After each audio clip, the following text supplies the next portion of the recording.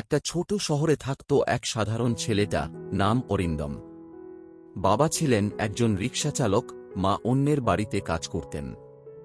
অরিন্দম ছোটবেলা থেকেই দেখেছে দারিদ্র্যের চাপে অনেক স্বপ্নই মরে যায়, কিন্তু সে মনে মনে প্রতিজ্ঞা করেছিল, আমি মাকে সুখে রাখব, যেভাবেই হোক। প্রতিদিন সকালে স্কুলে যেত, বিকেলে বাবার রিকশা ধুয়ে দিত, রাতে পড়াশোনা করত টিমটিমে আলোয়, কারণ ওদের বাড়িতে বিদ্যুৎ থাকত না।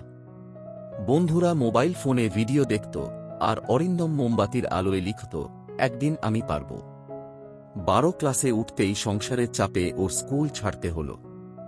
বাবা অসুস্থ, মা কাজ করতে পারছিলেন না। অরিন্দমের বয়স তখন মাত্র 17। সবাই বলল, ছাড় ভাই, তোর কপালে শুধু দুঃখ লেখা আছে, কিন্তু অরিন্দমের মন বলল, দুঃখ লেখা থাকলে আমি নিজের হাতে সেটা মুছে ফেলব। সে শহরের এক দোকানে কাজ নিল।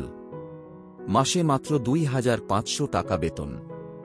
কাজ শেষে রাত 2টা পর্যন্ত মোবাইল ফোনে ইউটিউব দেখে শিখত কিভাবে ডিজিটাল মার্কেটিং, গ্রাফিক ডিজাইন বা ফ্রিল্যান্সিং করা যায়। দিনের পর দিন, মাসের পর মাস, ঘুম কমে যাচ্ছিল, কিন্তু আত্মবিশ্বাস বাড়ছিল। সে ছোট ছোট প্রজেক্ট নিতে শুরু করল অনলাইনে। প্রথম পেমেন্ট পেল 500 টাকা। সেই টাকাটা মাকে দিল। মা, এটা আমার নিজের উপার্জন।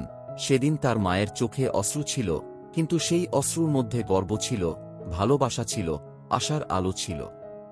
3 বছর পর সেই অরিন্দমের এখন নিজের ছোট অফিস আছে। 10 জন কর্মচারী কাজ করে তার সঙ্গে। সে এখন প্রতি মাসে লাখ টাকার বেশি আয় করে, আর সবচেয়ে বড় কথা, তার মা আর বাবার মুখে আজ হাসি আছে। একদিন গ্রামের একটা লোক তাকে জিজ্ঞেস করল, তুই এত দূর গেলি কিভাবে?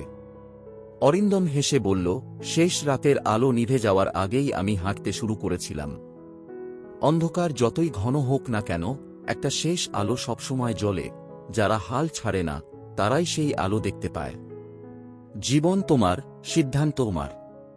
যদি তুমি এখনই শুরু করো, তাহলে আগামীকাল তোমার হবে, যতই দেরি হোক না কেন। এরকম আরও গল্প শোনার জন্য চ্যানেলটি সাবস্ক্রাইব করুন।